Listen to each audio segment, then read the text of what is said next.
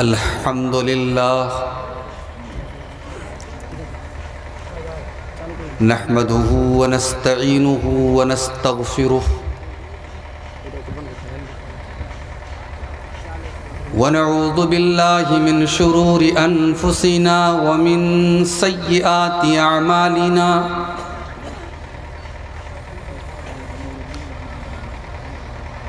मन यहदिहिल्लाहु फला मुदिल्ल लहु व मन युद्लिल फला हादिय लहु व अशहदु अल्ला इलाहा इल्लल्लाहु वहदहु ला शरीक लहु व अशहदु अन्न मुहम्मदन अब्दुहु व रसूलुहु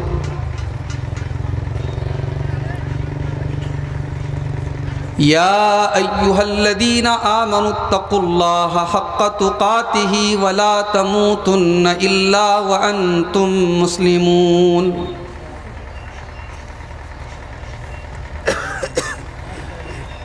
या अय्युहन्नासुत्तक़ू रब्बकुमुल्लज़ी ख़लक़कुम मिन नफ़्सिन वाहिदा व ख़लक़ मिन्हा ज़ौजहा व बत्त मिन्हुमा रिजालन कसीरन व निसाअ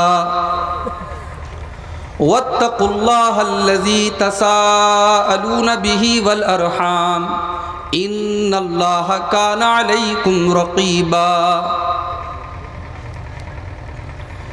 या अय्युहल्लज़ीना आमनुत्तक़ुल्लाहा व क़ूलू क़ौलन सदीदा युस्लिह लकुम आमालकुम व यग़फ़िर लकुम ज़ुनूबकुम व मन युतिइल्लाह व रसूलहु फ़क़द फ़ाज़ फ़ौज़न अज़ीमा।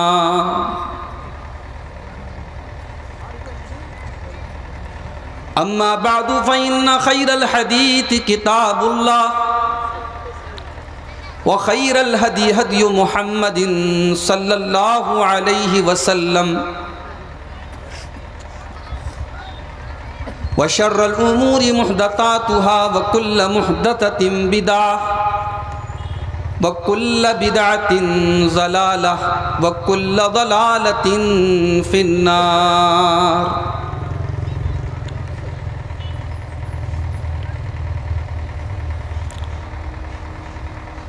अऊज़ु बिल्लाहि मिनश शैतानिर रजीम बिस्मिल्लाहिर रहमानिर रहीम। मन अमिल सालिहन मिन ज़करिन औ उन्सा व हुवा मुमिनुन फलनुहयियन्नहु हयातन तय्यिबह व लनजज़ियन्नहुम अजरहुम बिअहसनि मा कानू यअमलून। मोहतरम उलमाए किराम, बुज़ुर्गों और दोस्तों, नौजवान साथियों, पर्दा नशीन माँ और बहनों, प्यारे बच्चों,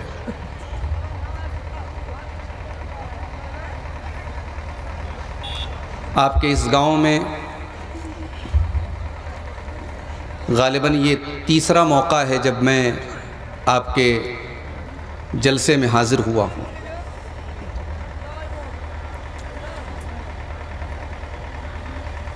काफ़ी देर से आप तकरीरें सुन रहे हैं।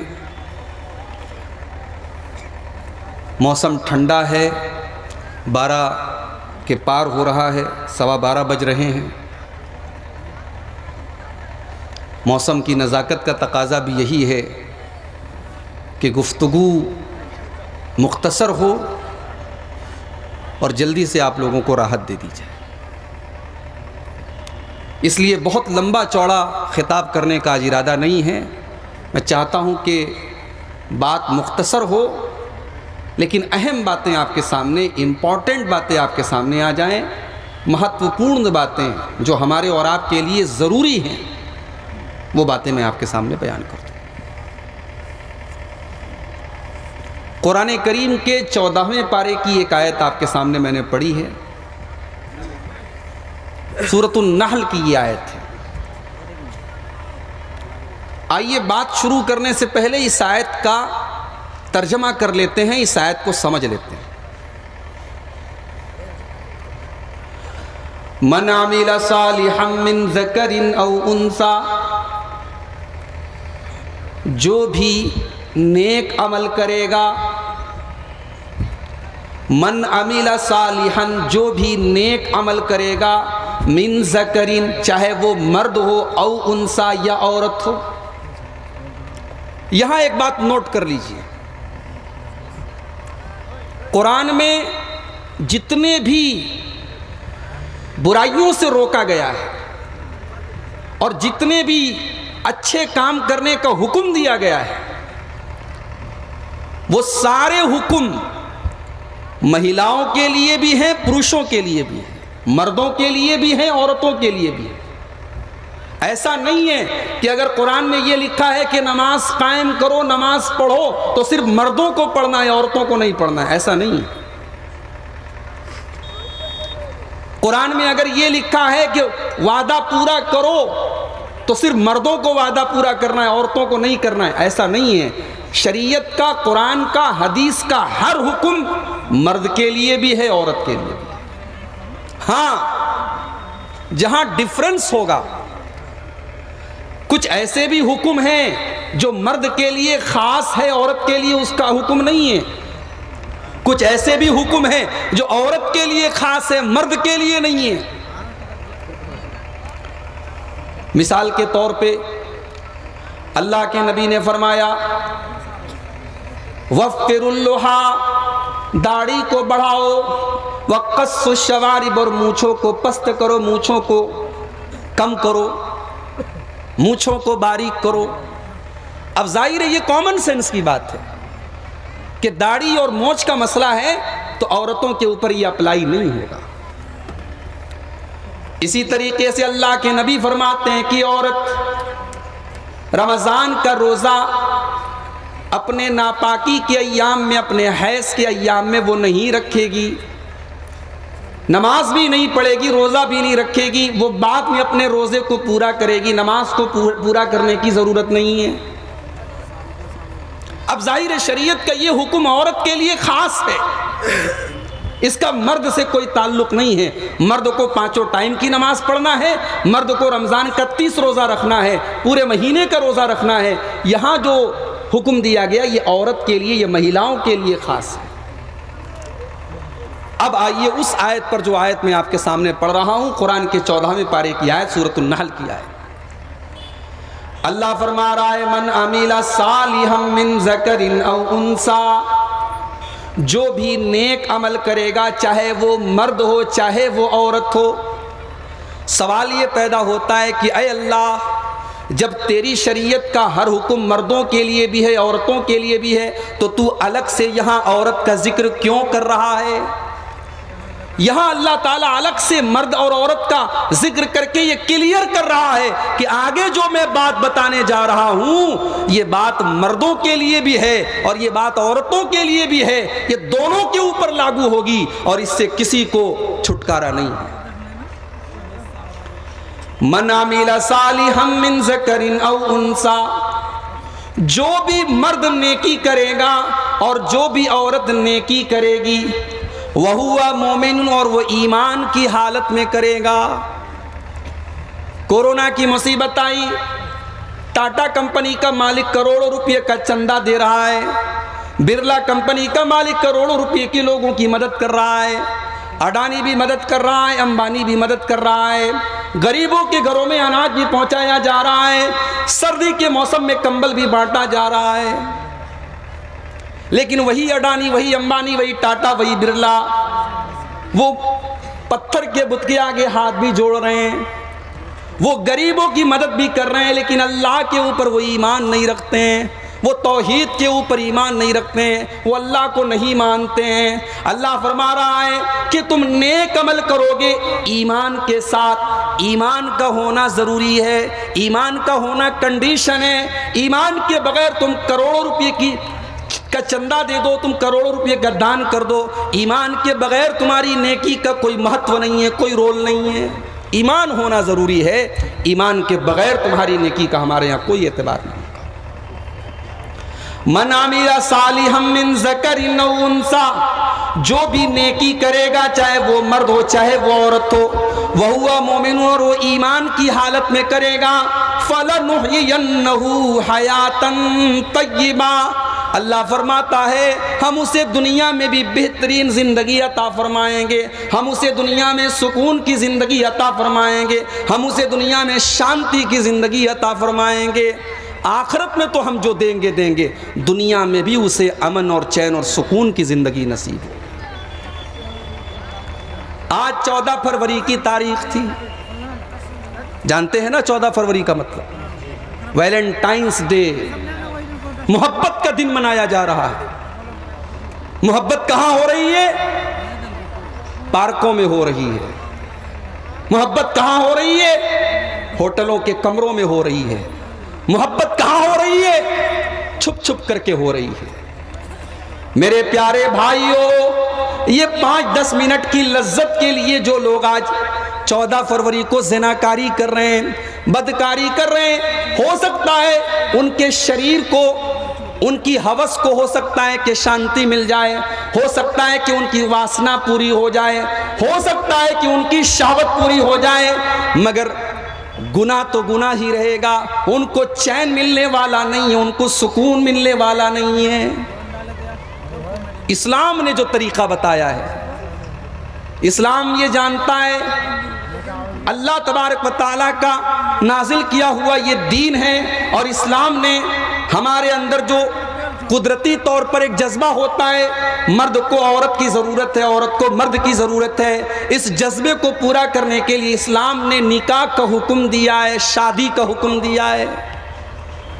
अब कोई शादी ही ना करे या शादी करके अपनी बीवी को छोड़ दे, जैसे हमारे देश में बहुत बड़े बड़े लोग ऐसा काम कर रहे हैं। शादी कर लिया है, बीवी से कोई मतलब नहीं है, या कुछ ऐसे भी हैं जो बेचारे शादी ही उन्होंने नहीं किया है, बीवी बच्चे हैं नहीं, तो बीवी बच्चों का दर्द भी उनको नहीं पता। खेल बोल रहे नहीं सुन रहे ना, बंद हो जाएगा, खेल खत्म हो जाएगा। धीरे से बोलिए ना।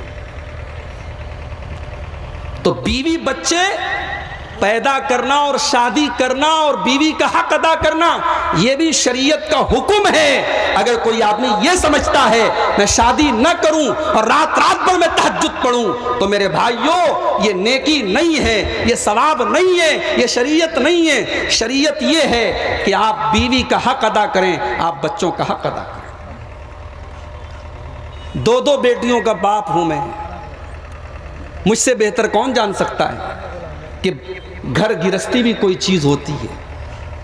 रात को 2 बजे बाप सो रहा है, मां सो रही है, बच्चा कहता है अम्मी अब्बू मुझे पेशाब करना है। मां को नींद लग रही है, बाप को नींद लग रही है, मगर मां या बाप अपनी नींद कुर्बान करके रात को 2 बजे बच्चे को पेशाब करा रहे हैं। बच्चे को बुखार है, बच्चा बीमार है, बच्चे के बदन तप रहा है, मां और बाप अपनी नींद कुर्बान करके उस बच्चे को पाल रहे हैं। मेरे प्यारे भाइयों, बच्चों की परवरिश करना, बीवी का हक अदा करना, यह भी शरीयत का हुक्म है और इस पर भी आपको सवाब मिलेगा। जाड़े का मौसम आया, आपने बच्चे को स्वेटर लाके दे दिया। गर्मी का मौसम आया, आपने कॉटन के कपड़े ला करके अपनी बीवी को दे दिए। आपको ये लगता है कि आपने बीवी को जो कपड़ा ला करके दिया, बच्चों को जो कपड़ा ला करके दिया, वो तो दुनिया का काम है। नहीं, वो दुनिया का काम नहीं, वो दीन का काम है, वो सवाब का काम है। उसके ऊपर भी आपको सवाब मिलेगा, उसके ऊपर भी आपको सवाब मिलेगा। अल्लाह के प्यारे नबी सल्लल्लाहु अलैहि वसल्लम फरमाते हैं कि 1 दीनार तुम अल्लाह के रास्ते में खर्च करते हो, 1 दीनार से तुम किसी गरीब की मदद करते हो, और 1 दीनार से तुम किसी की गर्दन आज़ाद करते हो, और 1 दीनार तुम अपने बाल बच्चों के ऊपर, अपने परिवार के ऊपर खर्च करते हो। अल्लाह के नबी फरमाते हैं सबसे ज़्यादा सवाब तुम्हें उस दीनार का मिलेगा जो दीनार तुमने अपने बच्चों पर खर्च किया, अपनी बीवी पर खर्च किया, उनकी जायज़ ज़रूरतों के ऊपर आपने खर्च किया। बीवी बच्चों का हक अदा करना भी मेरे भाइयों शरीयत है। अल्लाह के नबी के दौर में एक सहाबी थे, शादी हो गई है, बीवी से कोई मतलब नहीं, बीवी से कोई मतलब नहीं, बीवी बेचारी रात में आ रही है, शौहर तहज्जुद की नमाज पढ़ रहा है, रात रात भर तहज्जुद पढ़ रहा है। बीवी दिन में सोचती है शौहर के साथ प्यार करूं, मोहब्बत करूं, शौहर की तवज्जो हासिल करूं। शौहर दिन में रोजा रखता है, रात में तहज्जुद पढ़ता है। शौहर का नाम क्या था? अबू दरदा, और बीवी का नाम क्या था? उम्मे दरदा। अबू दरदा रात को तहज्जुद पढ़ रहे हैं, दिन को रोजा रखते हैं, बीवी का हक अदा नहीं करते हैं। हजरत सलमान फारसी उनके साथी थे, उनके दोस्त थे। सलमान फारसी एक दिन अपने दोस्त से मिलने के लिए आए। जब घर आए तो देखा कि दोस्त की बीवी का चेहरा बिल्कुल उतरा हुआ है, बाल बिल्कुल बिखरे हुए हैं। ऐसा लगता है कि कई दिनों से काजल भी नहीं लगाया है, कई दिनों से बालों में तेल भी नहीं लगाया है, बालों में कंघी भी नहीं किया है। पूछा, भाभी क्या बात है? अभी पर्दे का हुक्म नाजिल नहीं हुआ था, इसलिए कि जब पर्दे का हुक्म नाजिल हो गया तब दोस्त की बीवी को भी कोई देख नहीं सकता था। अभी पर्दे का मसला आजकल बहुत ज़्यादा चल रहा है। हमारे यूपी के अंदर चुनाव है, लोग अखिलेश यादव से पूछ रहे हैं। कर्नाटक में हिजाब का मसला है, आप क्या कहते हैं? लोग असदुद्दीन ओवैसी साहब से पूछ रहे हैं, लोग योगी आदित्यनाथ से पूछ रहे हैं। सबसे सवाल हो रहा है हिजाब के ऊपर। किसी ने बड़ा अच्छा फेसबुक के ऊपर लिखा था कि सवाल हिजाब का नहीं होना चाहिए, सवाल तो जॉब का होना चाहिए। कोरोना के दौर में लाखों करोड़ों लोगों की नौकरियां चली गईं। कोरोना के दौर में लोग भूखे मरे, उसकी चिंता नहीं है। यहाँ चुनाव यूपी के अंदर हो रहा है और मसला कर्नाटक का है, यहाँ आप हिजाब पर सवाल कर रहे हैं। सवाल हिजाब पर नहीं होना चाहिए, सवाल जॉब पर होना चाहिए। अभी मैं हिजाब के ऊपर भी आऊँगा और आपके शेरशाहबादी कौम में जो हिजाब नहीं है या जो हिजाब है वो कैसा है, इस पर भी मैं थोड़ी रोशनी डालूंगा। अभी मैं उस पर आऊँगा, लेकिन आप यहाँ इस पर गौर कीजिए कि दोस्त अपने दोस्त के घर गया है तो दोस्त की बीवी को देख रहा है। क्यों देख रहा है? क्योंकि अभी पर्दे का हुक्म नाजिल नहीं हुआ है। जब पर्दे का हुक्म नाजिल हो गया तब कोई दोस्त अपने दोस्त की बीवी को नहीं देख सकता था। सलमान फारसी ने देखा मेरे दोस्त की बीवी है और बाल बिल्कुल बिखरे हुए हैं, चेहरा बिल्कुल खराब बना हुआ है, आंखों में काजल भी नहीं है, न कोई मेकअप है, न कोई सजावट है। कहा, भाभी जान क्या बात है? शादीशुदा औरत अगर मेकअप ना करे, अपने शौहर के लिए सजे और सवरे ना, तो समझ लो कि वो अपने शौहर से मोहब्बत नहीं करती। अगर अपने शौहर के लिए एक शादीशुदा औरत अगर सजती नहीं है, संवरती नहीं है, अच्छे कपड़े नहीं पहनती है, और वही औरत जब मेले में जाती है, जब घूमने जाती है, जब बाजार जाती है, तब वो सजती है, संवरती है, तो ऐसी औरत बेहया है, ऐसी औरत इस्लाम के खिलाफ काम करती है। मुसलमान औरत तो वो होती है जो अपने शौहर के लिए सजती है, संवरती है। शादी के बाद औरत का काम है अपने शौहर को रिझाना, शौहर को खुश करना। सलमान फारसी ने पूछा है, उम्मे दरदा क्या बात है? आपकी आंखों में काजल भी नहीं है, आपके बालों में तेल भी नहीं है, आपने ऐसा लगता है कि कई दिनों से नहाया भी नहीं है, क्या बात है? मसला क्या है? माजरा क्या है? कहा है सलमान, क्या बताऊं? मैं शादीशुदा औरत हूं, मैं मेकअप करूं तो किसके लिए करूं, मैं काजल लगाऊं तो किसके लिए लगाऊं, मैं बालों में तेल किसके लिए लगाऊं? मेरे शौहर को तो मुझसे कोई मतलब ही नहीं है। रात में तहज्जुद पढ़ते हैं, दिन में रोज़ा रखते हैं, उनको तो अपनी बीवी से कोई मतलब ही नहीं है। का अच्छा ऐसा है? आने दो, मैं बताता हूं उसको। सलमान फारसी बैठे हुए हैं। थोड़ी देर के बाद हजरत अबू दरदा आए, देखा अरे मेरा दोस्त आया है, जल्दी से दस्तरखान लगाया, खाना लगाया। कहा दोस्त जल्दी से खाना खा लो। कहा नहीं मैं नहीं खाऊंगा। कहा क्यों? कहा आपको भी खाना पड़ेगा। कहा अरे भाई मैं रोज़ा हूँ, रमज़ान का रोज़ा नहीं, नफली रोज़ा। आप जानते हैं नफली रोज़ा का मतलब समझते हैं ना? रमज़ान के अलावा भी कुछ रोज़ा रखा जाता है सवाब की नीयत से, ये अलग बात है। बहुत से लोग तो बेचारे रमज़ान का भी नहीं रखते हैं, वो तो फ़र्ज़ है। तो हज़रत अबू दरदा ने कहा मैं रोज़ा रखे हुए हूँ, मैं रोज़ा हूँ, आप खाइए। सलमान फारसी बोले नहीं, मैं नहीं खाऊंगा, जब तक आप नहीं खाएंगे मैं नहीं खाऊंगा। आपको भी खाना पड़ेगा। का मैं तो रोज़ा हूँ, का रोज़ा तोड़ दीजिए। कोई रमज़ान का रोज़ा तो नहीं है, कोई ज़रूरी तो नहीं, आप रोज़ा तोड़ दीजिए। हज़रत सलमान फारसी ने जानबूझ करके रोज़ा तोड़वाया और दोनों दोस्तों ने बैठ करके खाना खाया। जब खाना खा चुके, उसके थोड़ी देर के बाद मगरिब की नमाज हो गई, इशा की नमाज हो गई। इशा की नमाज के बाद हज़रत अबू दरदा अंसारी खड़े होकर के तहज्जुद की नमाज पढ़ने लगे। सलमान फारसी ने कहा रुक जाओ, अभी तहज्जुद का टाइम नहीं हुआ है, अभी रुक जाओ। सलमान फारसी ने रोक दिया, अभी मत पढ़ो, अभी टाइम नहीं हुआ है। थोड़ी सी और रात गुजर गई, आधी रात हो गई, 12 बज गए। अबू दरदा खड़े होने लगे तहज्जुद के लिए। सलमान फारसी ने कहा नहीं नहीं, अभी भी आपको तहज्जुद पढ़ने की इजाज़त नहीं, अभी आप तहज्जुद मत पढ़िए। थोड़ी देर और समय बीत गया, रात के 2 बज गए, 2:30 बज गए, रात का आखिरी पहर आ गया। अब फजर की नमाज में 1-2 घंटे का टाइम बाकी है। हज़रत सलमान फारसी ने कहा अय अबू दरदा, अब चलो हम दोनों नमाज पढ़ते हैं, अब तहज्जुद का सबसे बेहतरीन टाइम आ गया है। दोनों साथियों ने, दोनों दोस्तों ने तहज्जुद की नमाज पढ़ी।